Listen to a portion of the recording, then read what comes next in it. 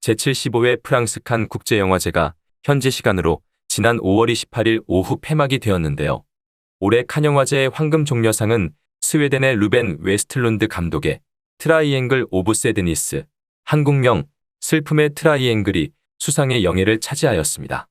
부자와 자본주의에 대한 신랄한 풍자로 영화제 시작 전부터 상당한 관심을 불러일으켰다고 합니다. 웨스틀룬드 감독은 2017년에도 칸 영화제에서 황금 종려상을 받았는데 이번에 또다시 수상하게 되어 두 번의 황금 종려상을 받으며 유럽 영화계를 대표하는 거장으로 입지를 굳혔다는 평가를 받았습니다. 이번 칸 영화제에서도 역시 한국 영화계에 좋은 소식이 들려왔는데 한국의 대표 배우 송강호가 한국 최초의 나무주연상을 수상했다고 합니다. 일본의 고레에다 히로카즈 감독이 연출한 한국 영화 브로커에서 송강호는 강동원, 이지은, 배두나와 함께 열연을 하였습니다. 또한 박해일, 판빙빙 주연의 박찬욱 감독의 영화 헤어질 결심이 감독상을 수상하며 한국 영화계가 이관왕을 차지하는 등 올해 프랑스 칸 영화제에 또 다른 커다란 족적을 남겼습니다. 뿐만 아니라 가수 겸 배우인 이지은은 이번 칸 영화제의 첫 번째 참석임에도 불구하고 상당히 이례적인 주목을 받았는데 여우주연상 수상까지도 예측하는 보도도 있었지만 참석 자체만으로도 영광이 아니었을까 하는 생각이 듭니다. 능력이 있기에 앞으로도 계속 노력을 하면 머지않아 좋은 결과가 있지 않을까 기대해봅니다. 이제는 한국 영화계가 세계 영화계의 주류로서 완전하게 편입됐다는 것을 반영하는 결과가 아닐까 생각합니다. 한편 일본에서도 이번 칸 국제영화제 관련 소식을 예상외로 크게 다루고 있는데 그 이유는 바로 이번 칸 영화제에서 송강호가 나무주연상을 수상한 한국 영화인 브로커의 감독이 일본 영화계의 거장인 고레이다 히로카즈이기 때문으로 보입니다. 그는 2018년 어느 가족이라는 영화로 칸 영화제에서 황금 종려상을 수상한 바가 있으며 그의 대표작으로는 2004년 개봉작 누구도 모른다, 2015년 개봉작 바닷마을 다이어리 등 다수가 있습니다. 그의 작품의 저변에는 비어련 가족, 소외계층, 그리고 우리 주변의 이웃과 시대의 사회상을 파헤치는 일련의 흐름이 있는 것으로 잘 알려져 있습니다. 그의 과거 작품들은 2019년 송강호 출연작인 기생충과도 맥이 닿아 있다고 합니다만 이번 작품에서는 일본 영화계의 거장 감독과 한국 영화계의 최고 간판 스타와의 만남이 만들어낸 영화가 관객들에게 어떻게 다가갈지 궁금해집니다. 그런데 이번 프랑스 칸 영화제 관련한 송강호의 수상 소식을 전하는 일본 언론의 보도 태도를 보면 송강호의 나무주연상 수상은 일본의 고레이다 히로카즈 감독의 좋은 연출 덕택에 수상자가 되었다는 뉘앙스가 강하여 조금 떨떠름한 느낌이 들었습니다. 나무주연상 수상자인 송강호와 감독인 고레에다를 동시에 언급하지만 결국에는 기승전 고레에다 감독이라는 공식이 있는 듯 한결같이 솔직하지 못한 일본 매체의 태도가 아쉽기만 합니다. 한 가지 더 말하자면 영화 제목과 관련하여 서구에서는 영화 제목을 브로커라고 원제목 그대로 표기를 하는데 반해서 일본에서는 베이비 브로커라는 자극적인 영화명으로 소개하고 있습니다. 이와 같은 예는 지난 2019년 칸 영화제, 2020년 아카데미상 등을 석권한 영화 기생충 때에도 세계 각국이 모두 기생충의 영어 표현인 패러사이트로 원제목 그대로 소개를 했지만 유독 일본만은 기생충, 반지하의 가족이라는 부제를 단 영화 제목으로 소개하였는데 뭔가 저희가 있는 듯한 자극적인 장면이 아닌가 하는 의심이 들 정도입니다. 실제로 그 당시 일본의 여러 언론 매체들은 한국의 반지하 주택을 취재하여 경쟁적으로 보도하는 열풍이 있었는데 떠오르는 한국에 대한 문화적 열등감을 한국의 어두운 면을 부각시키며 정신승리를 하려는 의도가 있는 것이 아니었을까 하는 생각을 해봅니다. 반면에 우리나라의 경우는 고레에다 감독의 2018년 칸 영화제 황금 종려상 수상작인 영화 좀도둑 가족을 한국에 소개할 때에는 원제목의 의미를 순화시켜 어느 가족이라는 아주 부드러운 표현으로 한국어 영화명을 만들어 소개하였는데 일본과는 다른 우리나라 사람들의 너그러운 성품이 드러나는 하나의 사례가 아닐까 하는 생각이 듭니다. 일본 네티즌들의 반응은 대체로 축하와 부러움을 함께 나타내고 있습니다만 일부 네티즌들은 일본의 대표적인 거장 감독이 왜 한국 영화의 감독을 맡았는지 의아해하며 비판조의 반응도 보이고 있습니다. 그럼 5월 29일자 니칸 스포츠라는 일본 매체의 기사 내용과 야후 재팬에 올라온 일본 반응을 이어서 전해드리겠습니다. 먼저 일본 기사 내용입니다.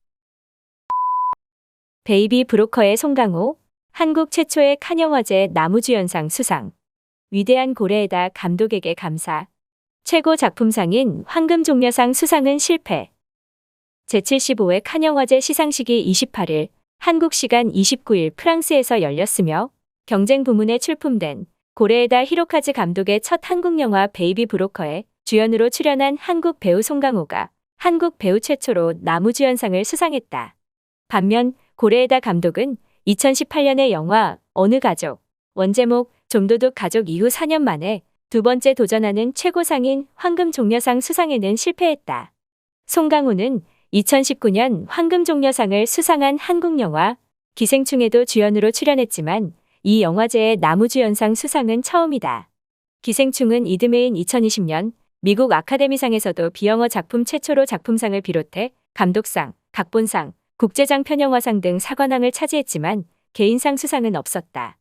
아시아를 대표하는 세계적인 배우 송강호가 세계 3대 영화제 중 하나인 칸 영화제를 정복했다. 송강호는 고레에다 감독 등과 뜨거운 포옹을 나눈 뒤 등단해 정말 감사합니다. 영광입니다. 위대한 예술가 고레에다 히로카즈 감독에게 깊은 감사를 드립니다라고 고레에다 감독에게 감사를 표했다. 이어 함께 노력해준 배우 강동원, 이지은, 이주영, 배두나 씨에게도 깊은 감사를 전하며 이 영광을 함께 나누고 싶다고 하고 또 공동 출연진에게도 감사를 표했다. 그리고 그는 지금 2층에 있을 것 같은데 사랑하는 가족과 함께 왔습니다. 정말 큰 선물이 되었습니다. 너무 기쁘고 이 트로피에 영광과 영원한 사랑을 바칩니다.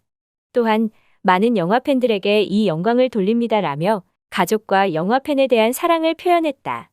베이비 브로커는 아이를 키울 수 없는 사람이 익명으로 아기를 두고 갈 수 있는 베이비박스에 아기를 버린 엄마와 아기를 데리고 간 남자 2명이 양부모 찾기 여행을 떠나는 이야기다. 송강호는 세탁소를 운영하면서 몰래 베이비 브로커를 생업으로 하는 상연을 연기했다. 고레에다 감독은 26일 한국 시간 27일 공식 영화 상영 후 일본 언론의 포위 취재에 응한 가운데 공식 상영 중에 송강호와 손을 맞잡았다고 밝혔다. 또 공식 상영으로 처음 완성된 영화를 본 송강호가 찍고 있을 때는 이렇게 감동적인 영화가 될 줄은 솔직히 생각하지 못했다며 놀라워했던 것도 아울러 밝혔다.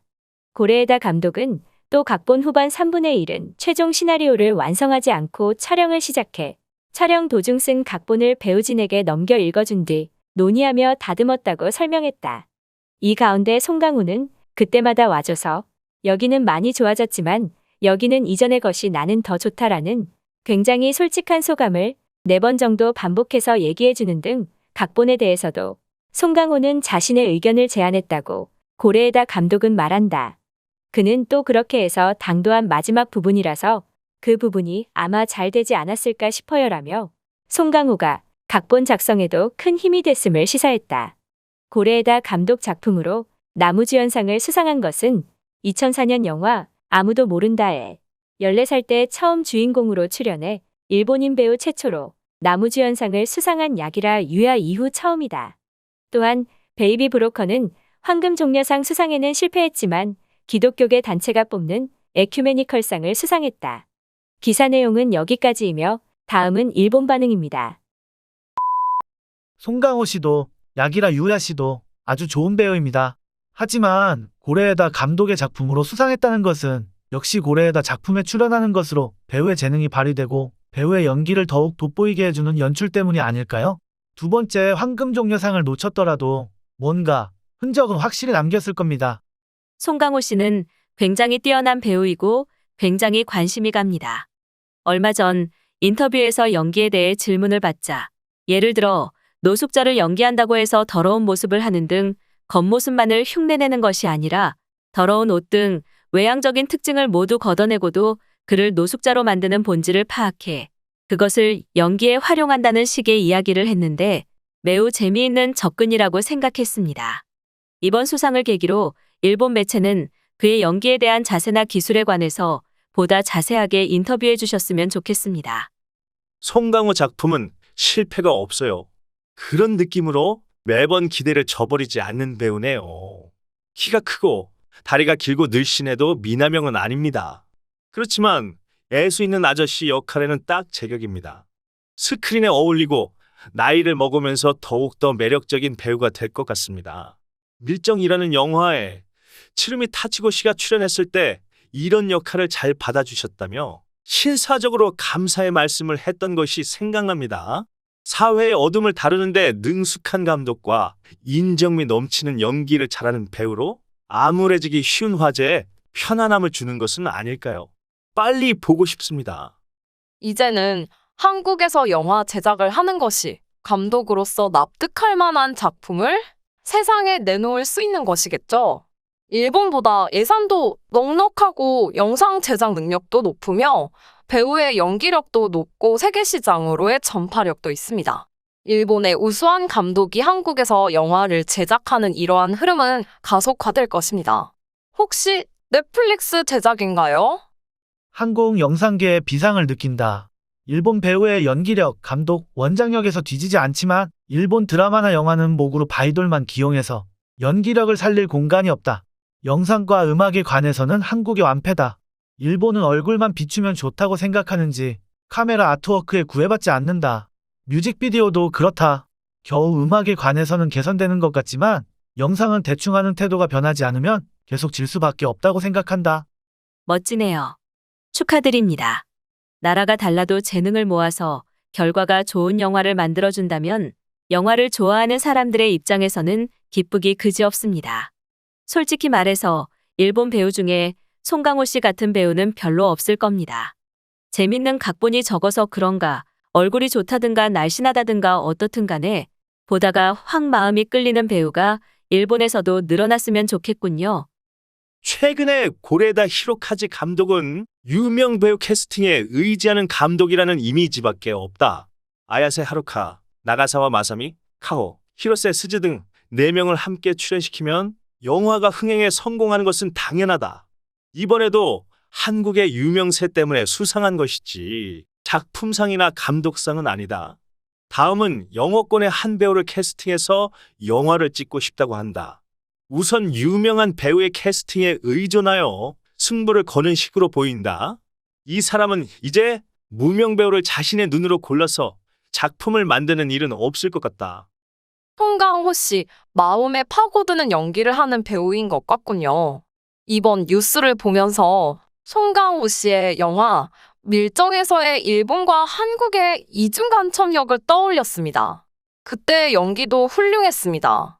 한국 작품에 빠져있는 일본인도 일본 작품을 좋아하는 한국인도 많이 있는 것으로 생각합니다. 양국의 재능이 서로 자극받아 이렇게 훌륭한 작품이 탄생했다니 매우 기쁩니다. 개봉일이 기다려집니다. 어느 가족이든 베이비 브로커이든 이 감독의 작품은 부정적인 소재들만 해외에서 평가받지만 일본인인 나는 전혀 감상하고 싶지 않은 작품들 뿐이다. 이런 마이너스 요인의 영화는 보고 싶지도 않고 흥행 효과를 전혀 기대할 수 없는 문제작 영화를 평가하는 칸 영화제용 영화는 만들 수 있지만 만인이 받아들일 작품은 만들지 못하는 감독일 것이다.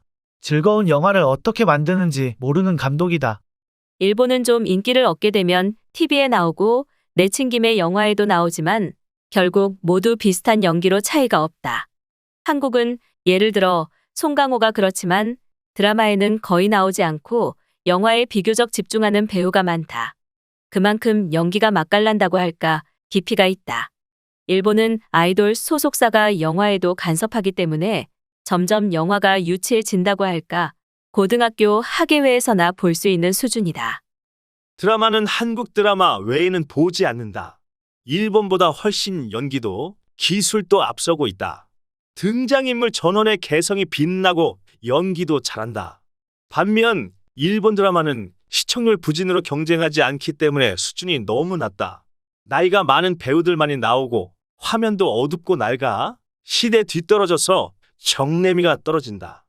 한국을 따라 배우면 된다. 드라마도 영화도 등장인물도 모두 중요한 역할을 하도록 하기 때문에 뛰어난 배우로 성장하기 쉬울 겁니다. 고레에다 감독이 일본에서는 내가 만들고 싶은 드라마나 영화를 만들 수 없다라고 말한 바가 있었습니다. 돈 문제만이 있으면 좋겠지만 연기력까지 감안하면 문제입니다. 애니메이션 울트라맨을 이 영화와 같은 돈을 주고 보겠다는 사람이 얼마나 될까요? 이상 끝까지 시청해주셔서 감사합니다. Goodbye. See you.